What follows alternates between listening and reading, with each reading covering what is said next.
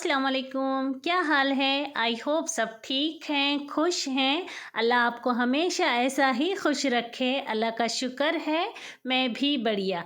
चलिए, कल की तैयारी आज ही कर रही हूँ। 1 कटोरा उड़द की दाल, 3 कटोरे चावल, 2 मुट्ठी चना दाल और 1 निवाला मेथी दाना डालकर धोकर अलग अलग भिगो लिया है। अदरक लहसुन का पेस्ट बना लिया है और ये लहसुन मेरे सहेलियों के पास ले जाकर गप्पे भी मारूंगी और छील कर लाऊंगी। उसके बाद वापस घर आ गई, मगरिब की नमाज़ पढ़कर गई थी। फिर उसके बाद थोड़ा सा गप्पे मार लिए, काम भी हो गया। उसके बाद आकर ईशा की नमाज़ पढ़ी। अब तस्बीह पढ़ रही हूँ। हाँ, आपने तो थंबनेल नहीं, टाइटल में पढ़ ही लिया ना कि ख्वाब में डर लगे तो क्या करना चाहिए। एक्चुअली मुझे है ना बहुत डर लगता है। डर लगने के बाद है ना वो आंग घट पकड़े गया बोलते हैं, पता है क्या आपको? मतलब हिलना डुलना कुछ नहीं होता, जैसे कोई हमें चाकू लगा रहा है, कोई ऐसा गला दबा रहा है। बस हम आंग घट पकड़ के, जैसे जब तक कोई उठाता नहीं तब तक हम हिल ही नहीं पाते हैं, वैसा होता है। तो मुझे कई सालों से होता है वैसा। पात्री साहब को तो पता ही है। मतलब दम घोटे जाकर एक अजीब सा आवाज़ निकलता है हलक से, तब पात्री साहब झटाक से रानी क्या हुआ बोलकर उठाते हैं, तभी होश में आती हूँ। तब तक होश में नहीं आती हूँ। तो फिर मुझे है ना इतना डर लग के मैं थोड़ा सा यूट्यूब सर्च कर रही थी, तो फिर मुझे उसमें उसका इलाज मिला। झट से आयतल कुर्सी पढ़ना चालू करना चाहिए बोलते। और अगर हम पढ़ नहीं सकते, अब जैसे मैंने मेरी हालत बताई ना कि इतना ज़्यादा तकलीफ़ होती है, तो दिमाग में पढ़ना चाहिए बोलते। बस अल्लाहु ला इलाहा इल्ला हुवल तक पहुँच जाएंगे ना तो हम पूरी तरह से ठीक हो जाते हैं बोलते। और ऐसा हुआ भी है मेरे साथ। तो चलिए, मुझे यही आपके साथ शेयर करना था। ख्वाब में डर जाएं तो रातों को हम तो आयतल कुर्सी पढ़कर ही सोते हैं, पर फिर भी जब डर लगे, जब मतलब घबराहट हो, तो आयतल कुर्सी ज़रूर पढ़ें। उसके साथ आकर रात का मैंने बहुत सारा काम भी कर लिया। तस्बीह पढ़ने के बाद बर्तन लगा लिए। ये उड़द की दाल अलग पीसी 2 बार करके और चावल 4 बार करके अलग पीसा। 1.5 से सवा चम्मच मैंने इसमें नमक डाला है, आधा चम्मच खाने का सोडा डाला है। आप देख सकते हैं मेरे हाथ में मैंने कितना महीन पीसा है इसको, और इस तरह की कंसिस्टेंसी रखी है। मैं डोसा ही बनाने वाली हूँ, इसलिए इसमें चना दाल और इतना बारीक पीसा है। हेलो जी, हेलो, गुड मॉर्निंग। ये दूसरे दिन की सुबह है। अगर आपको इडली बनाना है तो आटा उतना पतला नहीं करना चाहिए, चना दाल भी नहीं डालना चाहिए। चलिए, मुझे मसाला डोसा याद आ रहा था और मैंने आपके साथ काफ़ी दिनों से शेयर करना था तो शेयर भी नहीं की थी। मैंने पिछले दिनों एक गलती की थी, आपको बताया था ना।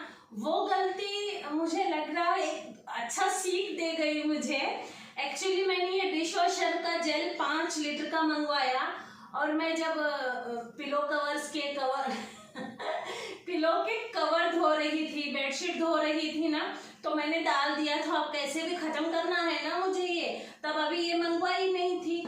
तो इतना क्लीन हुए थे वो, जैसे सर्फ एक्सल और एरियल सर्फ एक्सल साबुन तो उससे अच्छा रहता है, पर उतना क्लीन नहीं होता। पर ये डिश वॉशर जेल डालने की वजह से ना उसका पूरा ऑयल निकल गया था। हम सर को तेल लगाने के बाद सिराने पर सोते हैं ना, वो एक तरह से तेल हो जाता है ना, वो पूरा निकल गया था। इतना चमक रहा था, अच्छा लग रहा था। वैसे कपड़े कुछ नुकसान भी नहीं हुए, पर फिर मुझे लगा कि इतना भी वेस्ट नहीं करना चाहिए बोलकर फिर ये मंगवाई। पर ये भी है ना फायदे में ही है। देखिए कितना सारा जेल है। मुझे है ना साबुन लगभग महीने में 2 से 2.5 तो लग जाते थे, बड़े वाले। तो फिर उसके मुकाबले में ये आधा भी नहीं लगता है जेल। और साबुन से है ना बर्तनों में हल्की स्मेल रह जाती थी, जैसे अंडा वगैरह पकाएं, मच्छी पकाएं तो। पर ये जेल से है ना बिल्कुल स्मेल नहीं रह रही।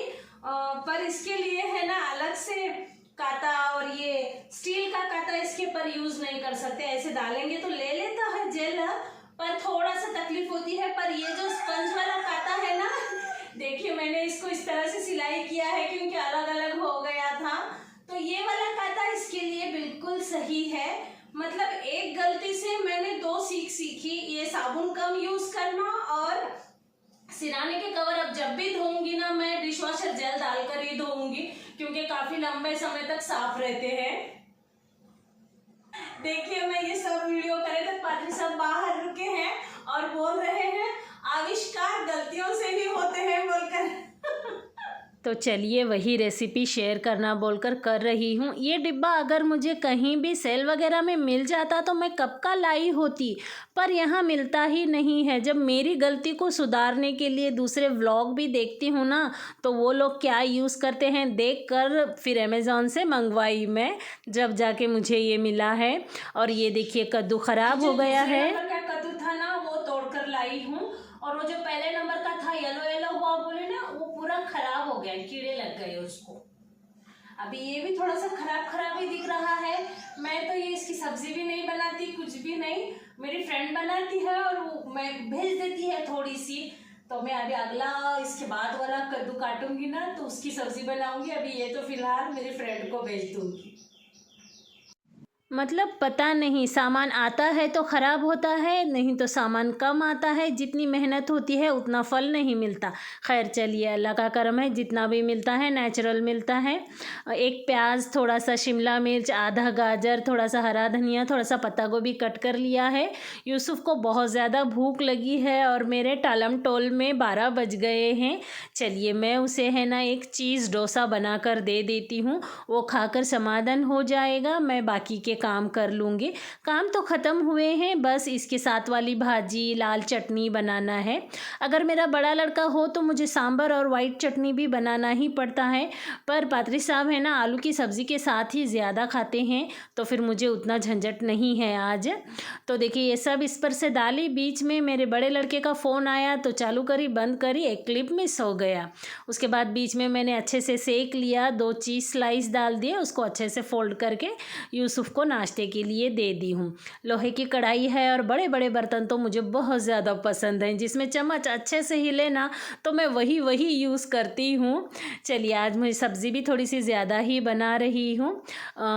तेल डाला, राई डाली, राई के चटकने के बाद एक निवाला भरकर उड़द की दाल डाली, उसके बाद ज़ीरा डाला और 4 प्याज बड़े बड़े कट कर लिए थे, 5-6 हरी मिर्च कट कर लिए थे, थोड़ा सा कड़ी पत्ता, ये सब डालकर अच्छे से 5 मिनट तक सॉफ्ट कर लिया। उसके बाद आधा चम्मच हल्दी पाउडर, 1 चम्मच धनिया पाउडर डाल दिया। आलू को देखिए इतने आलू हैं, आप गिन सकते हैं, बड़े साइज़ के ही हैं।